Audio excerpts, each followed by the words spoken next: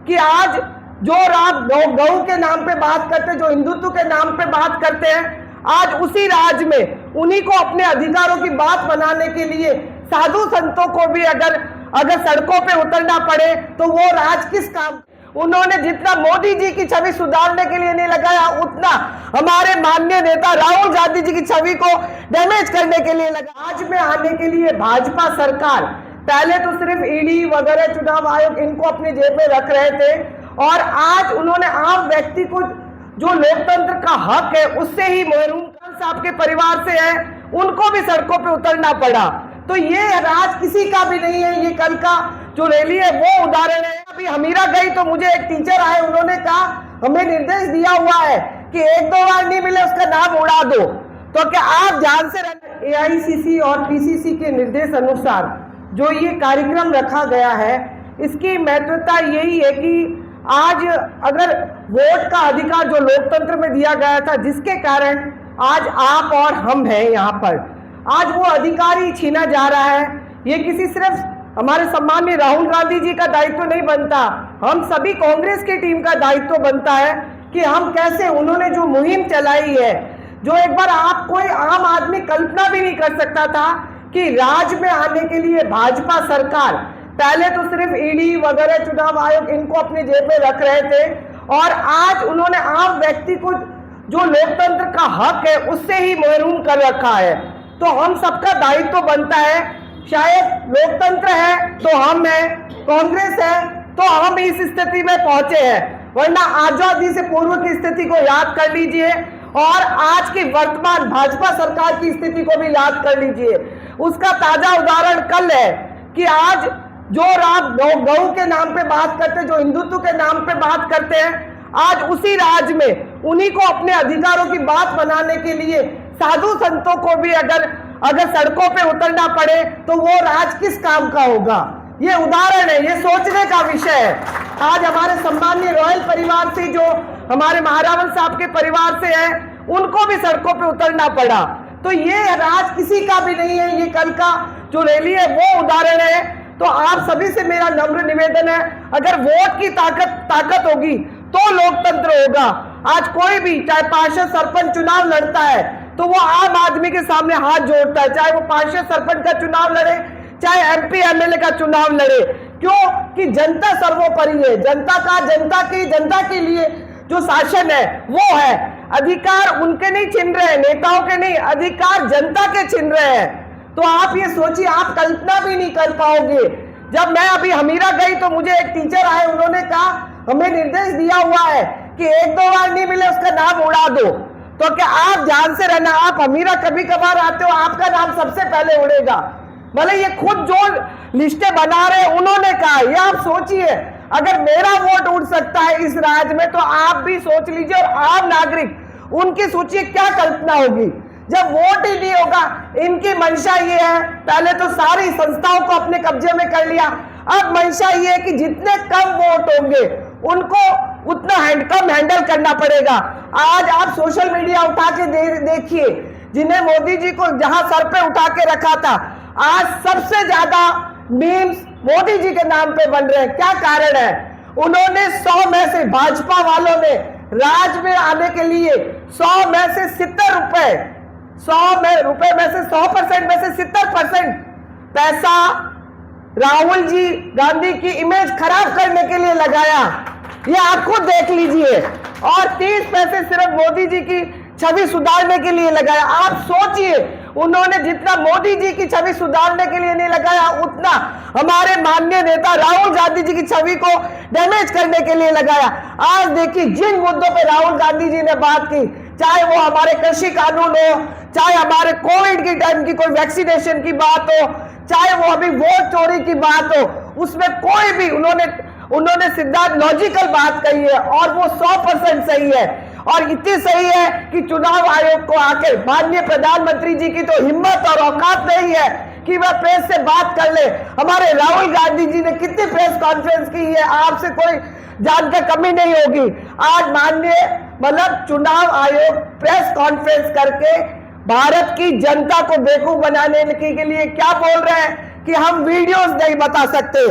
महिलाओं, हमारी बहन बेटियों के वीडियोस नहीं दिखा सकते। और हाल ही कुछ दिन पहले चुनाव में हमारे एमपी के वीडियोस, फोटोज, कंगना रनावत जी हो या कोई भी हो, वहां पर 2-2, 3-3 बार वीडियोस पूरे न्यूज में चल रहे थे। तो ये जो दोगली नीति है, जब तक हम नहीं जागृत होंगे तब तक नहीं होंगे। विपक्ष में होने के नाते हमारी जिम्मेदारी, दायित्व बढ़ जाता है। और मैं ये कहूंगी कि जिम्मेदारी क्या, मैं आप सबसे निवेदन करूंगी, आप तो जनता के बीच जाइए। जो आज मैं कह रही हूं, जब मैं परसों झिंझियाली गई कि वो खुद भाजपा वाले पदाधिकारी और भाजपा के वोटर कह रहे थे, जब आपके राज्य में 6 घंटे की जगह आधा घंटा लाइट कम आती थी तो हम लड़ते थे। आज हमारे यहाँ 2 घंटे बिजली आ रही है। मतलब आज देखो, जनता पीड़ित है।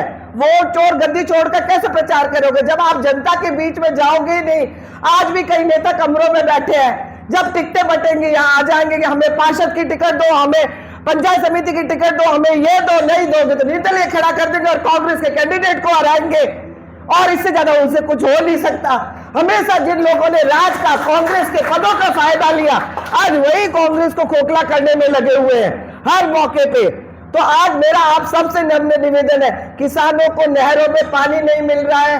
शहर और ग्रामीण, शहर में ये हालात है कि 5 से 15 दिन तक पानी नहीं आता है। यही कारण था जो हमारे माननीय अभी हमारे जो जिला अध्यक्ष महोदय है रेखा जी की, जोशी जी के नेतृत्व में हमने 400-500 महिलाओं को सड़क पे उतरना पड़ा। आज बिजली आती नहीं है, किसानों के 2-2, 4-4 घंटे बिजली आ रही है। नहरों में 2-3 बारी आई है, जहां कांग्रेस राज में 9 बारी आती थी। और जो 25 लाख का चिरंजीवी था वो 5 लाख पे लेके आ गए हैं। जो कांग्रेस राज की योजनाएं थी, जैसलमेर में 90,000 के करीबन नरेगा के मजदूर काम करते थे कांग्रेस राज में, आज वो 10,000 पे थक गए हैं। तो आप सोचिए, जनता तो पीड़ित है। और जो सवाल कौन कर रहे हैं, जो कांग्रेस राज के अशोक गहलोत जी के फोटो छपे हुए थैला उठा के पूछ रहे कांग्रेस ने क्या किया। थैला उनके हाथ में वही है कांग्रेस राज का, और अपन कांग्रेस वाले झिझक रहे हैं बोलने के लिए। आप देखिएगा, उनके पेंशन भी कांग्रेस राज की आ रही है 10 योजनाओं के। आज वो बड़े बड़े मंचों से भाषण दे रहे हैं, बड़े बड़े मंचों से भाषण दे रहे हैं। क्या दे रहे हैं? और उन्हीं ने अपने परिवारजनों का लाखों में चिरंजीवी योजनाओं में इलाज कराया है। भाजपा के 80% वो लोग हैं जिन्होंने कांग्रेस राज में लाभ लिया है, वही बड़े बड़े अरे तो अपन तो कांग्रेस ही, अपने पास तो कहने के लिए बहुत कुछ है। जो सम्माननीय राहुल गांधी जी, पीसीसी अध्यक्ष हमारे डोटासरा जी, जिला अध्यक्ष उमेश सिंह जी, जो सब कांग्रेस पार्टी को अगर जमीनी स्तर पर मजबूत करने का कार्य कर रहे हैं, तो हम सबको उनके लिए तैयार रहना चाहिए। कैसे हम ग्राउंड लेवल पर, बूथ लेवल पर कांग्रेस पार्टी को अपन मजबूत कर सके। हमारी महिला अध्यक्ष सबसे ज्यादा तो जो अग्रिम संगठन के अध्यक्ष बने, उसमें विशेष रूप से महिला अध्यक्ष बनने की खुशी मुझसे ज्यादा किसी को नहीं होगी, क्योंकि मैं बिना पद के सारी कांग्रेस महिला अध्यक्ष की 4 साल से जिम्मेदारी, चाहे अध्यक्ष साहब हो, एमएलए साहब हो, मुझे निभानी पड़ रही थी। तो शायद एक जिम्मेदारी मेरी कम हुई है, और मुझे पूरा विश्वास है। मैं शुभकामनाएं प्रेषित करती हूँ सम्माननीय रेखा जी जोशी को, जो आज जिन्होंने देश और राष्ट्र के लिए काम किया। आप उस परिवार से, स्वर्गीय स्वतंत्रता सेनानी लालचंद जी जोशी के परिवार से है, और कल जब रैली थी आप मुझसे पहले पहुंच गई, और आज आपकी तबीयत ठीक नहीं तो भी कहा कि पार्टी का महत्वपूर्ण प्रोग्राम है, मैं दवाई लेके आ गई। प्रोग्राम के बाद मैं डॉक्टर साहब को चेक कराने जाऊंगी।